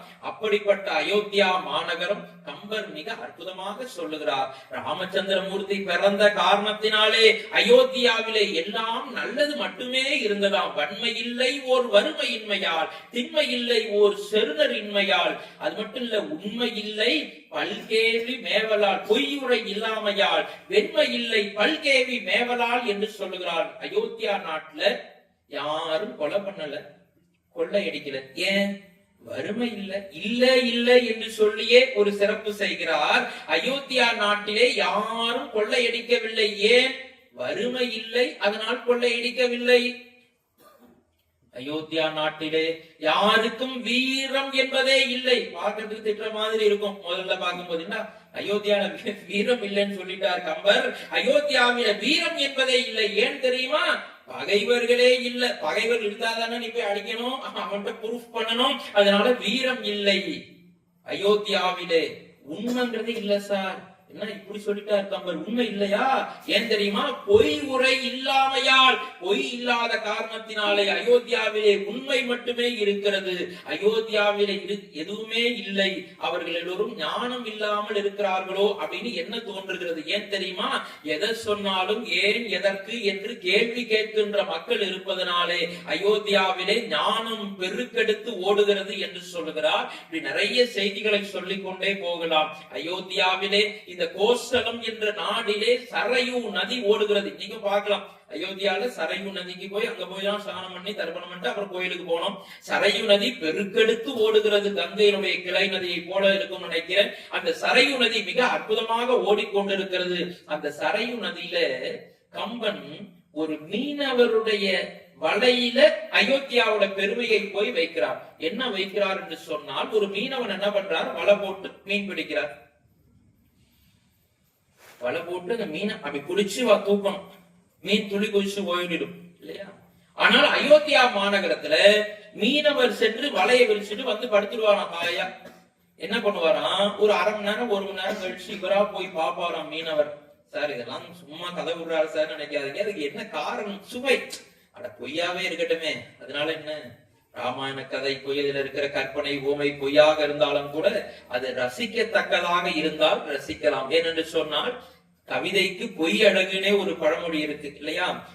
அது போகட்டும், கண்ணுக்கு மை அழகு, கவிதைக்கு பொய் அழகு, அவரைக்கு பூ அழகு, அவருக்கு நான் அழகுன்னு ஒரு சினிமா பாட்டு இருக்கு. அது போகட்டும். அதனால இது பொய்யா இருந்தால் கூட பரவாயில்ல, அதுல இருக்கிற இலக்கிய சுவையை நாம ரசிக்கிறோம். அன்பு மாணவர்களே, அந்த வலையை போட்டுட்டு வந்து படுத்துட்டு தூங்குறான். யாராவது மீனவர் படுத்துட்டு தூங்குவானா? படுத்துட்டு தூங்கிட்டு திருப்பி போய் பார்க்கும் போது மண்ணி வந்திருக்கா, ரொம்ப மகிழ்ச்சி எனக்கு. படுத்து அப்படி தூங்கி கொண்டிருக்கிறான். அப்படி தூங்கி கொண்டிருக்கும் போது பார்த்தா மீன்கள் என்ன பண்ணுதான், இந்த சரையூ நதிக்கரையில இருக்கிற நிறைய பாக்கு மரங்கள்லாம் இருக்கு. ஒரு மீன் என்ன பண்ணுதான், வாழை மீன் வேகமாக அப்படி பாய்ந்து சென்று நேராக பாக்கு மரத்துல இருக்கிற அந்த கொட்டை, பாக்கு கொட்டை அப்படி காய்ச்சிருக்கு, சல்லுன்னு ஒரு அடி அடிச்சுட்டு தொப்புன்னு விழுந்து அந்த வலைக்குள்ள தானாகவே மாட்டிக்கொள்கிறது. இதெல்லாம் உலக அதிசயம் சார் நீங்க நினைக்கலாம். எங்கேயாவது மீன் வந்து தானாவே வலைக்குள்ள மாட்டிக்குமா என்று சொன்னால் மாட்டிக்கொள்கிறது. ஏன் தெரியுமா? ராமச்சந்திரமூர்த்தி அயோத்தியாவிலே பிறந்த காரணத்தினாலே அந்த வாழை மீன்கள் கூட விருந்து உபசரிப்பிலே உத்தமமான குணத்தை உடையதாக இருக்கிறதா.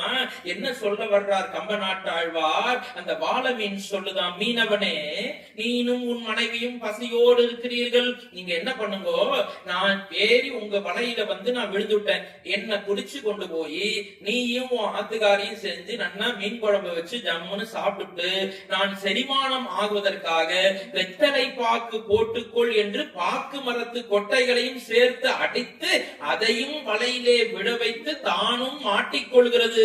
ஒரு மீனுக்கு கூட விருந்தோம்பல் பண்பு இருப்பதாக கம்பன் சொல்லுகிறார் என்று சொன்னால் இது ராமச்சந்திரமூர்த்தி பிறந்த காரணத்தினாலே வந்தது. ராமச்சந்திரமூர்த்திக்கு அப்படிப்பட்ட ராமச்சந்திரமூர்த்தி 4 தம்பிகளோடு மகிழ்ச்சியாக இருந்தார். ஒரு நாள் அந்த கைகேயி அன்னை இருக்கிறார். அந்த கைகேயி மாதாவிட்ட ஒரு பணிப்பெண் செவிலித்தாய், அந்த கைகேயி சின்ன குட்டி பாப்பாவில இருந்து வளர்த்த ஒரு அம்மா, மந்தரைன்னு பேரு. மந்தரை என்று சொன்னால் மனதை கலக்குபவள் என்று அர்த்தம். மந்தரை என்று சொன்னாலே மனதை கலக்குபவள். அந்த மந்தரைக்கு கூனின்னு ஒரு பெயர். மகாபாரதத்திலே எப்படி சகுனி இருக்கிறாரோ, அதுபோல இந்த ராமாயணத்திலே கூனி. ஏன் கூனி என்றால் அவருடைய முதுகானது கூன் விழுந்து இருக்கின்ற காரணத்தினாலே கூனி. அந்த கூனி அப்படி போயிட்டு இருக்கா. ராமச்சந்திரமூர்த்தி பந்து விளையாடிட்டு இருக்கார். பசங்க எல்லாம் பால் விளையாடுற மாதிரி விளையாடிட்டு இருக்கார். ராமச்சந்திரமூர்த்தி போட்ட அந்த பந்து அந்த கூனியினுடைய முதுகுல போய் லேசா பட்டது. அந்த கூனி என்ன பண்ணாலாம், கோவப்பட்டு, வேணும்னு பண்ணல, மகாராஜா வீட்டு புள்ள, விளையாடும் போது குறுக்க வந்தா லேசா படதான் செய்யும். அது பட்டுது. அதுவும் வேகமா கூட ராமச்சந்திரமூர்த்தி அடிக்கல, அப்படி லேசா அப்படி பூப்பந்து மாதிரி தூக்கி போட்டா அது லேசாக பட்டது கூனியினுடைய முதுகிலே. அந்த கூனி ஒரு மனதிலே சபதம் செய்து கொண்டாலாம், ராமா என்னை பந்தால் நீ அடித்து விட வைக்கிறாய் அல்லவா, உன்னை நாட்டை விட்டே வரட்டுகிறேன்னா தேவையில்லாம ஒரு கெட்ட எண்ணம் கொண்டவள் அந்த கூனி என்ற கதாபாத்திரம். ஆனால் அதுவும் நன்மைக்கே. அதுதான் ராமச்சந்திரமூர்த்தியினுடைய அவதாரம். இப்படி 4 விளையாடி கொண்டிருக்கிறார்கள். வசிஷ்டர் என்ற குருநாதர்கிட்ட வேதத்தையும் ஆகமத்தையும் என்னென்ன சாஸ்திரங்களையும் குதிரை ஏற்றம், யானை ஏற்றம், வாள், போர் கருவிகள், தேர் ஏற்றம், எல்லா விதமான அஸ்திர சஸ்திரங்களையும் இந்த 4 கற்றுக்கொண்டு அழகான ஒரு பாலகர்களாக, இளைஞர்களாக அடுத்த கட்டத்தை நோக்கி வளருகிறார்கள். அப்படி வளர்ந்திருக்கின்ற பொழுது ஒரு நாள் தசரத சக்கரவர்த்தி அரண்மனையிலே அமர்ந்திருந்தார். தூரத்திலே ஒரு பெரிய ராஜ ரிஷி வந்தார். யார் ராஜ ரிஷி என்றால் விஸ்வாமித்திர மகரிஷி. அவருக்கு தான் ராஜ ரிஷி என்று நம்முடைய சுவாமி வசிஷ்டரே அவருக்கு வசிஷ்டர் வாயால பிரம்ம ரிஷி என்ற பட்டத்தை பெற்றவர் விஸ்வாமித்திர மகரிஷி. அவர் அரண்மனைக்குள்ளே வந்தார். அப்படி அரண்மனைக்குள்ள வந்த உடனே தசரதன்ட்ட ஒரு உயர்ந்த பண்பாடு. என்ன பண்பாடுன்னா, யாரு தன்னுடைய சபைக்கு வந்தாலும் இவரே முதல்ல வணக்கம் சொல்லிடுவார். அப்படி ஒரு உயர்ந்த குணம். நம்ம கூட சில நேரம் தெரிஞ்சவா பார்த்தா அவர் நம்மள பார்த்தா வணக்கம் வைப்போம், நம்ம பார்க்காட்டி இப்படி நவுந்து போயிடுவோம்னு நினைக்கிறோம். இவர்கள்ல மாட்டாம எஸ்கேப் ஆயிடலாம் நினைக்கிறோம். ஆனால் தசரத சக்கரவர்த்தி யார் வந்தாலும் அவருக்கு முதல்ல வணக்கம் சொல்லி வரவேற்பார். அந்த அரண்மனையிலே வச்சு அவருக்கு தக்க ஆசனத்திலே அமர வச்சு பாத பூஜை எல்லாம் செய்து முடித்து, இன்னும் விஸ்வாமித்திர மகரிஷி வாயை திறந்து கேட்கவே இல்லை. தசரதரிடத்திலே ஒரு பெரிய குறையும் இருக்கிறது. என்ன குறை என்றால், யாரும் எதுவும் கேட்பதற்கு முன்பாகவே தானாகவே வாயை கொடுத்து வாக்கு கொடுத்து விட்டு பின்பு மாட்டிக்கொள்வார். அதுபோல இந்த விஸ்வாமித்திர மகரிஷி வந்த உடனே இந்த மகரிஷி இந்த ராஜரிஷியை பார்த்து தசரதன் கை கூப்பி, சுவாமி, நீங்கள் என்னுடைய அரண்மனையை அலங்கரித்தது எனக்கு மிகவும் மகிழ்ச்சி. தாங்கள் என்ன கேட்டாலும் மறுக்காமல் தருவேன் என்று அவர் கேட்பதற்கு முன்பாகவே உறுதி கொடுக்கிறார். இன்னும் அவர் கேட்கவே இல்லை. அவர் எதுக்காக வந்திருக்காருன்னு தெரியல. ஒண்ணு தங்கம் வாங்கிறதுக்காக வந்திருக்காரா, இல்ல சமைத்து வேணும்னு வாங்கி இருக்கா, இல்ல நெய் தீர்ந்து போச்சு ஆச்சரியம் வேணும் ஹோமம் பண்றதுக்குன்னு கேட்க வந்திருக்காரா, அவர் எதற்காக வந்திருக்கிறார் என்றே தெரியல. ஆனால் வருவதற்கு முன்பாகவே ஒரு வாக்கை கொடுத்து தசரத சக்கரவர்த்தி மாட்டிக்கொள்கிறார். சுவாமி, நீங்கள் எதை கேட்டாலும் மறுக்காமல் தருவேன். தசரதா, மிக்க மகிழ்ச்சி. நான் காட்டிலே யாகம் செய்து கொண்டிருக்கிறேன். சரி சுவாமி. அந்த யாகத்தை அசுரர்கள் எல்லாம் வந்து அந்த யாகத்தை தடுக்கிறார்கள், குலைக்கிறார்கள், சீர்குலைக்கிறார்கள். சரி சுவாமி, அந்த யாகத்தை காப்பதற்கு எனக்கு பாதுகாப்பு வேண்டும். அவ்வளவுதானே சுவாமி, கவலைப்படாதே. சுமந்திரரே, யாரெங்கே வாருங்கள், இந்த விஸ்வாமித்திர மகரிஷியோடு பலமான வீரர்களை எல்லோரும் அனுப்பி வையுங்கள். எந்த அரக்கர்கள் வந்தாலும் அவர்களே வீழ்த்தி விடுவார்கள். சுவாமி, நீங்கள் கவலைப்பட வேண்டாம். வேறு என்ன வேண்டும்? தசரதா, இந்த படை வீரர்களை அழைத்து செல்வதற்காக நான் வரவில்லை தசரதா. அப்புறம் சுவாமி, ரொம்ப கம்பன் அற்புதமா சொல்லுவார், நின் புதல்வர் நால்வரில் கரிய மகன் ஒருவரை தந்திடுதி என்றார். பெரிய தலையில இடி கேட்ட மாதிரி ஒரு செய்தி வந்தது. என்ன செய்தி? விஸ்வாமித்திரர் சொன்னார், தசரதா, உன்னுடைய குழந்தைகள் நால்வரில் கரிய மகன் ஒருவனை தந்திடுக. 4 பேர் இருக்கிறார் குழந்தைகள். இந்த 4 பேர்ல கருப்பா இருக்கிறவன் ராம மட்டும்தான். அந்த ராமனை எனக்கு தருவாயாக. தசரதருக்கு பெரிய ஹார்ட் அட்டாக் வந்த மாதிரி ஆச்சு. ஏன்? ஐயா, ஏற்கனவே காட்டுல ஒரு வயசான அப்பா அம்மா சாபம் கொடுத்தாலே அது இப்ப பழிச்சிருமோ, நாம் அவனை எங்கேயும் அனுப்பாமல் அல்லவா வைத்திருக்கிறோம். உடனே சொல்லுகிறான் தசரதன், சுவாமி, தவறாக நினைக்க வேண்டாம் சுவாமி, அவன் சின்ன குழந்தை. அப்படி சொல்லி பாக்குறார். அவன் இப்பதான் ஏதோ வில்லம்பு புடிச்சிட்டு தட்டு தடுமாறி 4 அம்ப போட்டு பயிற்சி எடுக்கிறான். ஆனால் நான் அப்படி இல்லை, நீங்கள் கவலைப்பட வேண்டாம். நானே களத்திலே இறங்கி உங்களுக்கு பாதுகாப்பா, தான் போனாலும் பரவாயில்ல, பையன் இங்க சேஃப்டியா இருக்கணும். புத்தர பாசம் தசரதனுக்கு. நானே உங்களோடு வருகிறேன் சுவாமி, நீங்கள் கவலை கொள்ள வேண்டாம். தசரதா, நீ என்ன சொன்னாய் என்னிடம்? நான் எதை கேட்டாலும் தருவேன் என்று சொல்வாயே. ஆகவே முடியவே முடியாது. நின் புதல்வர் நால்வரில் கரிய மகன் ஒருவனைத்தான் எனக்கு தர வேண்டும். வசிஷ்டத்தை திருப்பி பார்த்தார். நல்ல மாட்டின்டன் குருநாதா, இப்பொழுது என்ன பண்ண என்று கேட்க வசிஷ்டர் சொன்னார், தசரதா, கவலைப்படாதே. இந்த ராஜரிஷியோடு போனால் ராமனுக்கு நன்மையே ஏற்படும் என்று சொல்லி ராமனையும் லக்ஷ்மணனையும் அழைத்து வர சொன்னார்கள். அப்படி ராமனும் லக்ஷ்மணன், எப்போதுமே இந்த 4 பேர்ல 2 பேரு ரொம்ப அண்ணன் நெருக்கமா, ஒன்னா விளையாடுவா, ஒன்னா தூங்குவா, ஒன்னா சாப்பிடுவா, இப்படி இருப்பா. அது ராமனும் லக்ஷ்மணனும். பரதனும் சத்ருகணனும் எப்பொழுதும் இருவரும் ஒன்றாக இருப்பார்கள். அப்பொழுது வசிஷ்டர் சொன்னார், யாரங்கே சென்று ராமனையும் லக்ஷ்மணனையும் அழைத்து வருக என்று சொல்ல இருவரும் வந்து தந்தையை வணங்கி குருவை வணங்குகிறார்கள். வசிஷ்டர் சொன்னார் ராஜரிஷியை பார்த்து, சுவாமி, இந்த ராமனையும் லக்ஷ்மணனையும் நீங்கள் அழைத்து தாராளமாக அழைத்து செல்லலாம் என்று சொல்லிட்டு ராமன் அழைச்சு சொன்னாரா. என்ன சொன்னார்? ராமா, இன்று முதல் நான் மட்டும் உனக்கு குருநாதர் அல்ல. அப்புறம் இந்த ராஜரிஷி இருக்காரே விஸ்வாமித்திர மகரிஷி, இவரும் உனக்கு குருநாதர் என்று சொல்ல நடையிலே நின்ற உயர் நாயகனாகிய ராமச்சந்திரமூர்த்தி, திருமாலுடைய அவதாரமாக மேலிருந்து கீழே இறங்கி வந்த ராமச்சந்திரமூர்த்தி மனிதனாகவே எந்த இடத்திலும் தன்னை வெளிக்காட்டிக் கொள்ளாமல், தான் திருமாலுடைய அவதாரம் என்பதை எந்த இடத்திலும் வெளியிலே சொல்லாமல், மனிதனாகவே ஆரம்பம் முதல் கடைசியாக சரையூ நதியிலே சென்று தான் உள்ளே மூழ்குகின்ற வரை மனிதனாகவே வாழ்ந்த ராமச்சந்திரமூர்த்தி, இறைவனான ராமச்சந்திரமூர்த்தி, அந்த ராஜரிஷி விஸ்வாமித்திரனுக்காக வேதத்திற்கு ராமச்சந்திரமூர்த்தி தலை வணங்குகிறார். இறைவனை வேதத்திற்கு தலை வணங்குகிறார். அவதாரம் இல்ல, தான் திருமால் தெரியும்ல அப்படின்னு காமிச்சுக்கல. வேதம் படித்த அந்த ராஜரிஷி விஸ்வாமித்திரருடைய பாதத்தை வீழ்ந்து பணிந்து வணங்குகிறார் ராமச்சந்திர மூர்த்தியும் லக்ஷ்மணனும். இருவரையும் அழைத்து செல்கிறார்கள். இருவரும் அழைத்து கானகம் நோக்கி செல்கிறார்கள். அப்பொழுது சென்ற பொழுது கானகத்திலே ஒரு அற்புதம் நடக்கிறது. அதை மட்டும் சொல்லிட்டு முடிச்சிருவோம். ஏன்னா கதை நிறைய இருக்கு. ஒரு 5 நிமிஷம் சேர்த்து பார்க்கணும். 1 மணி நேரம் தான் டைம். 7:05 ஆரம்பிச்சோம், 8:05 பூர்த்தி பண்ணிடுவோம்.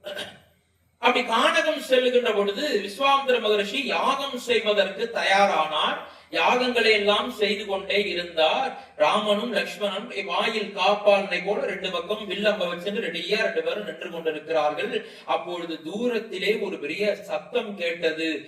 அவள் நடந்து வருகின்ற சத்தம் கேட்டது. என்ன சப்தம் என்றால், அவள் நடந்து வருகின்ற பொழுதே தங் தங் தங் என்று நில அதிர்வு ஏற்படுவதை போல ஒரு சப்தம் கேட்டது. யார் என்று சொன்னால், தாடகை என்ற ஒரு பெரிய அரக்கி தூரத்துல நடந்து வந்தா. கிட்டத்தட்ட பூந்தோட்டம் பஸ் ஸ்டாண்டு கிட்ட நடந்து வரும்போதே அவ தலை இங்க திலத்தர்ப்பணபுரியில தெரிஞ்சா. 2 கிலோமீட்டருக்கு அந்த நடந்து வரும்போது தெரிஞ்சால் அவ எவ்வளவு உயரமாக அந்த தாடகை இருக்கிறாள். யார் இந்த தாடகை என்று சொன்னால், ராவணனுடைய அத்தை முறை. அதுக்கு ஒரு பெரிய கதை இருக்கு, நேரம் இல்லை நமக்கு. அந்த தாடகை அங்கே நடந்து வருகிறார். நடந்து வந்ததை பார்த்தோன்னு விஸ்வாமித்திரர் யாகம் பண்ணிட்டு பூர்ணாகதி கொடுக்க வந்தவர் ஓட்டமா ஓடி வந்தார். ராமா ராமா இங்க வாடா குழந்தை, அதோ நடந்து வருகிறாள் பார் தாடகை, அவளை உடனடியாக வீழ்த்துவாயாக. ராமச்சந்திரமூர்த்தி சற்றும் யோசிக்காமல் கோதண்டத்தை எடுத்தார். முதுகிலிருந்து அம்பரா துணியிலிருந்து அம்பை எடுத்து குறிபார்த்து தாக்குவதற்கு முயற்சித்தார். 1 நிமிடம் தயங்கினார். ராமா எதற்காக தயங்குறாயப்பா? அவள் தான் அரக்கி, நீ அவளை வீழ்த்த வேண்டும். குருநாதா ஒண்ணும் இல்ல, நான் வசிஷ்டர் சுவாமிகிட்ட குருநாதர்கிட்ட படிக்கும் போது வசிஷ்டர் சுவாமி ஒண்ணு சொல்லி கொடுத்தார். என்னடா சந்தேகம் கேட்கிற நேரமா இது? போர்க்களத்துல அவள் நடந்து கிட்டக வந்து கொண்டிருக்கிறாள் ராமா, சீக்கிரம் அவளை தாக்குவாயாக. இல்ல குருநாதரே, இந்த தாடகை என்பவள் பெண்ணாக இருக்கிறார். வசிஷ்டர் என்ன சொல்லி கொடுத்தார்னா, ராமா ஆயுதங்களை நீ எந்த பெண்ணின் மீதும் உபயோகிக்க கூடாது என்று எனக்கு சாஸ்திரம் சொல்லி கொடுத்தார் குருநாதா. இப்பொழுது என்ன பண்ணட்டும் சுவாமி? உடனே விஸ்வாமித்திரர் சொன்னார், ராமா இவள் பெண் என்று நீ பார்க்க வேண்டாம், இவள் அரக்கி. அது மட்டுமல்ல, இவளுடைய செயலினால் இவள் நீ இப்ப அவளை தாக்கலன்னா ஒன்ன என்ன லக்ஷ்மணன் 3 பேரையும் காலையில 3 இட்லி திங்கிற மாதிரி டிஃபனா எடுத்து சாப்பிட்டுருவா. அதனால் குருவினுடைய ஆணை என்று ஒரு வார்த்தையை பிரயோகப்படுத்த அந்த தாடகையின் மீது ராமச்சந்திரமூர்த்தி குருவினுடைய ஆணையாக கருதி தாடகையினுடைய மார்பிலை அடித்தார். அந்த தாடகை மேரு மலை கீழே விழுந்தால் எப்படி விழுமோ அதுபோல தாடகை கீழே விழுந்தால் கம்பனை போல ஓமை சொல்லுவதற்கு எந்த கொம்பனாலும் முடியாது. கம்பர் மிக அற்புதமாக சொல்லுகிறார். என்ன சொல்லுகிறாரா? தாடகை கீழே விழுந்தால் அது எது போல இருந்தது என்று சொன்னால், ராவணனுடைய வீணை கொடி கீழே விழுந்தால் எப்படி இருக்குமோ அதுபோல என்று சொல்லுகிறார். நமக்கு ஒரு கருத்து என்ன சார், இன்னும் ராவணனே வரல, இன்னும் சீதை மாதா கல்யாணம் நடக்கல, இன்னும் 4 நாள் கழிச்சுதான் ராவணன் கதையே வரப்போறது. ராவணனுடைய கொடியை இந்த இடத்துல எதற்காக கம்பர் சொல்லுகிறார் என்று சொன்னால், பாடசாலையை சேர்ந்த வித்தியார்த்திகளே மறக்காமல் மனதிலே உள்வாங்கிக் கொள்ளுங்கள். பின்னால் நடக்க போவதை முன்னால் சூசகமாக சொல்லுவது காப்பியத்தினுடைய ஒரு இலக்கணம். அந்த அடிப்படையில ராவணனுடைய வீணை கொடி உங்களுக்கு தெரியும். ஒரு நாட்டை விட அந்த நாட்டினுடைய கொடி மிகவும் உயர்ந்தது. திருப்பூரிலே கொடிகாத்த குமரன் தானே அடிபட்டு மண்டையிலே அடிபட்டு வெள்ளையினே வெளியேறு வந்தே மாதரம் என்று கூவிக்கொண்டிருந்த குமரன் கீழே இறந்து போகிறான். அவன் இறந்து போகின்ற பொழுது கூட கொடியை இறுக பிடித்துக் கொண்டு அவன் உடம்பு கீழே மடிந்திருந்தது, கொடி உயரத்திலே நின்று கொண்டிருந்தது. அப்ப ஒரு நாட்டினுடைய கொடி அந்த நாட்டுக்கே அடையாளமாக திகழ்கிறது. ராவணன் எவ்வளவு பெரிய கலைஞன், எவ்வளவு பெரிய சிவபக்தன், சிவபெருமான் மீது மிகுந்த பக்தி கொண்டவன் ராவணன். ராவணனை போல இன்னொரு சிவ பக்தரை நம்மால் பார்க்கவே முடியாது. அதனால்தான் ஞானசம்பந்த பெருமான் 12 திருமுறைகளை பாடி, முதல் திருமுறை 1, 2, 3 என்று பாடிய ஞானசம்பந்த பெருமான் தான் பாடிய 11 பதிகத்திலே 8வது பாடலிலே ராவணனை சொல்லித்தான் ஞானசம்பந்த பெருமான் எல்லா பதிகத்திலும் பாடி இருக்கிறார் என்று சொன்னால், ராவணனை போல ஒரு சிவபக்தி சக்கரவர்த்தியை பார்க்க முடியாது. அவன் பெரிய இசை ஞானம் உடையவன். சாம வேதத்தை சர்வ சாதாரணமாக பாடக்கூடிய ஆற்றல் படைத்தவன். இன்னும் சொல்ல போனால் அம்மா அரக்கி அப்பன் தகப்பன் வேதம் படித்த பிராமணனாக இருந்த காரணத்தினாலே ராவணன் கலை நயத்தோடு வீணையை கொடியிலே பொருத்தி இருக்கிறார். ஒவ்வொரு இறைவனுக்கும் ஒரு கொடி பிரதானம். சிவபெருமானுடைய கொடியிலே ரிஷபம் இருக்கும். சிவபெருமானுக்கு ரிஷப கொடி, திருமாலுக்கு கருட கொடி, பிரம்மதேவனுக்கு அன்ன கொடி, தர்மராஜாவுக்கு முரசு கொடி, பீமன் பஞ்ச பாண்டவர்களே பீமனுக்கு சிங்க கொடி, அர்ஜுனனுக்கு அனும கொடி, துரியோதனன் அவன் குணத்தை போல துரியோதனனுக்கு நாக பாம்பு கொடி, ஜெயத்ரதனுக்கு பன்றி கொடி, சேர ராஜாவுக்கு வில்லம்பு கொடி, சோழனுக்கு புலி கொடி, பாண்டியர்களுக்கு மீன் கொடி, நம்மப்பன் முருகப்பெருமானுக்கு சேவல் கொடி. வெற்றிவேல் முருகனுக்கு. மற்ற கொடிகள் எல்லாம் வண்ணத்தை தோய்த்து துணியிலே ஓவியமாக வரைந்த கொடிகள். நம் தலைமை இது எதிர்காலத்திலே உனக்கு பயன்படும் அப்பா என்று சொல்லி அவர் கற்றுத் தருகிறார். இந்த மூவரும் மிதிலை மாநகரத்தை நோக்கி நடந்து செல்கிறார்கள். மிதிலை மாநகரம், அந்த மிதிலை மாநகரத்தினுடைய தலைநகரம் மிதிலாபுரி. அந்த மிதிலாபுரியை நோக்கி மூவரும் நடந்து செல்கிறார்கள். நடந்து சென்று கொண்டே இருக்கட்டும், அது ரொம்ப தூரம் போகணும். இன்னைக்கு ராத்திரி 8:15 நடக்க ஆரம்பிச்சிருக்கா. நாளைக்கு சாயந்தரம் 6:45 வரைக்கும் அவ 3 பேரும் நடந்து கொண்டே போகட்டும். 6:45 அடியேன் வந்து விடுவேன். நாளைய தினம் சீதாதேவி திருக்கல்யாணம் என்ற தலைப்பிலே அடியேன் உரையாற்ற இருக்கிறேன். மாலையிலே மிகச்சரியாக 7 ஒரு 8:05 வரைக்கும் நாளைய தலைப்பு சீதாதேவி திருக்கல்யாணம். சுவாமி தயானந்தா கலை மற்றும் அறிவியல் கல்லூரியினுடைய 25ஆம் ஆண்டு வெள்ளி விழாவை முன்னிட்டு எங்களுடைய கல்லூரி முதல்வர் அவர்களும் எங்களுடைய சேர்பர்சன் மற்றும் managing trustee Shrimati Sheela Balaji madam அவர்களும் 25 இடங்களிலே ராமாயணத்தை சொல்லியிருக்கிறார்கள். அடியேன் பெரும் பாக்கியம் பெற்றேன். அண்ணா அவர்களுடைய ஆசிர்வாதம் பூவோடு சேர்ந்த சிவகுமார் என்ற நாரும் மனம் பெறுகிறது என்பதை சொல்லி, அன்பு மாணாக்கர்களே, நாளை தினமும் சரியாக நீங்க சந்தியெல்லாம் முடிச்சுட்டு வந்துடுங்க. கதை ஒண்ணும் இல்ல, ஒரு மணி நேரம். உங்க எல்லாருக்கும் கதை தெரியும். டிவியில ராமாயணம் இருக்கு, கார்ட்டூன்ல இருக்கு, புஸ்தகத்துல இருக்கு. கார்ட்டூன் சேனல்லயே ராமாயணம் போட ஆரம்பிச்சுட்டான். சன் டிவில ஒரு மாதிரி ராமாயணம், ஜெயா டிவில எல்லா டிவிலையும் ராமாயணம் போடுகிறது. தூர்தர்ஷன்லயும் ராமாயணம் தெரியும். நீ என்னையா புதுசா சொல்ல போறேன்னா, கம்பன் சொன்ன அந்த கவி நயத்தோடு இந்த 1 மணி நேரம் எல்லாவற்றையும் மறந்து நாம் ராமச்சந்திர மூர்த்தியோடு வாழ்கிறோம். மீண்டும் சொல்கிறேன், உடைய அண்ணா அவர்களுக்கும் அண்ணி அவர்களுக்கும் நமஸ்காரம் செய்து அபிவாதையை சொல்லிக் கொள்கிறேன். இந்த வாய்ப்பினை அண்ணா அவர்கள் நமக்கு அனுமதி கொடுத்தார்களே. ராமச்சந்திரமூர்த்தி நடந்து சென்ற இந்த புண்ணிய பூமியிலே ராமனோடு தொடர்புடைய இந்த ஆலயத்திலே ஆதி விநாயகர் முன்பாக நின்று கொண்டு பேசுவது என்பது என் வாழ்நாளிலே கிடைத்த மிகவும் பெருமையாக பொக்கிஷமாக கருதுகிறேன். ஏன் தெரியுமா? உட்கார்ந்து பேசினா கூட நான் கொஞ்சம் தூங்கிட்டேன்னா நீங்களும் அப்படியே டயர்டாகி படுத்துருவேன். நின்றுட்டு பேசினா தெரிஞ்சு போயிடும். சுவாமி டக்குன்னு தூங்குறாரான்னு கண்டுபிடிச்சிடலாம். திடீர்னு ராமச்சந்திரமூர்த்திக்கு வெற்றிவேல் முருகனா என்னமோ நடக்குதுன்னு திரும்பி முடிச்சிருப்பார். அது மட்டுமல்ல, அடியே நின்று கொண்டு பேசியதற்கு ஒரு காரணம், இந்த 7 நாளும் ஒரு மணி நேரம் நின்றுதான் பேச போறேன். அது ஒரு வேண்டுதல். என்ன வேண்டுதல் என்று சொன்னால், என்னுடைய அன்பிற்குரிய வித்தியார்த்திகளே, சிவகுமாருக்கு தமிழை தாண்டி, என்னுடைய தாய் தந்தையரை தாண்டி இந்த தேசத்தின் மீது மிகுந்த அபிமானம் உண்டு. காரணம், இந்த தேசத்தை காப்பது ராணுவ வீரர்கள். தன்னுடைய மனைவி மக்களை விட்டு யாரோ என்ன ஜாதியோ என்ன மதமோ என்ன குலமோ தெரியாது, எல்லையிலே காஷ்மீரிலே பார்டரிலே நின்று கொண்டு அவர்கள் இரவு பகலாக காவல் காக்கிறார்கள்.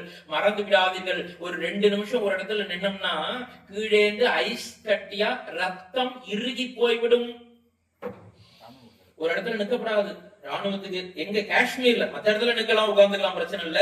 காஷ்மீர்ல எல்லையிலே ஒரு இடத்துல 2 நிமிஷம் அப்படி நிற்போம். அப்படின்னு வேடிக்கை பார்த்தோம்னா முடிஞ்சு போயிடும். கால் உள்ள புதஞ்சு போயிடும். அப்படியே கொஞ்சமா ரத்தம் கட்டியாகி கொண்டே வந்து அந்த பனியோடு பனியாக அவர் புதைந்து போய் விடுவார் என பனி கொட்டி கொண்டே இருக்கும். கைலாய மலையை காப்பது ராணுவ வீரர்கள். ஆக அந்த ராணுவ வீரர்கள் நலம் பெற வேண்டும் என்பதற்காக அவர்களை மனதிலே நினைத்து கொண்டு அரியேன் நின்று கொண்டு உரையாற்றுகிறேன் என்பதை இந்த மாமன்றத்திலே சொல்லி, என்றால் ராணுவம் நன்றாக இருந்தால்தான் நாம் நன்றாக இருக்க முடியும் என்ற செய்தியை சொல்லி இந்த வாய்ப்பிற்கு நன்றி கூறி ராமச்சந்திரமூர்த்திக்கு, சீதா பிராட்டியாருக்கு, ஆஞ்சநேய சுவாமிக்கு. நாளைக்கு இந்த பலாகட்டை வச்சிருக்க குழந்தை, இன்னைக்கு வச்ச அந்த சுவாமி பலாகட்டையில ஒரு கோலம் போட்டு வச்சிருக்கோ. ஆஞ்சநேயர் உட்கார்ந்து இருக்க. நம்ம எப்போதும் ராமாயணம் சொன்னா ராமநாமம் சொல்லி முடிக்கிறது ஒரு பழக்கம். அதை மட்டும் சொல்லிட்டு நிறைவு பண்ணிடுவோம். எல்லாரும் சேர்ந்தே சொல்லலாம். ஒரு தடவை பார்த்துங்கோ. ராம ராம ராம ராம ராம ராம ராம் ராம ராம ராம சீதா ராம ராம ராம் ராம ராம ராம ராம ராம ராம ராம் ராம ராம ராம சீதா ராம ராம ராம் ராம ராம ராம ராம ராம ராம ராம் ராம ராம ராம சீதா ராம ராம ராம். ராமச்சந்திரமூர்த்திக்கு, சீதா பிராட்டியாருக்கு, ஆஞ்சநேய சுவாமிக்கு, வெற்றிவேல் முருகனுக்கு. திருத்தணியில் உதித்தருளும் ஒருத்தன் மலை விருத்தன் என துளத்தில் ஒரு கருத்தமை நடத்துகன் வேலே. உருவாய் அருவாய் உளதாய் இனதாய் மழுவாய் உலகாய் மணியாய் ஒளியாய் கருவாய் உயிராய் கதியாய் விதியாய் குருவாய் வருவாய் அருள்வாய் குகனே. குருவாய் வருவாய் அருள்வாய் குகனே. குருவாய் வருவாய் அருள்வாய் குகனே. வெற்றிவேல் முருகனுக்கு. நன்றி, வணக்கம், ஜெய் ஹிந்த்.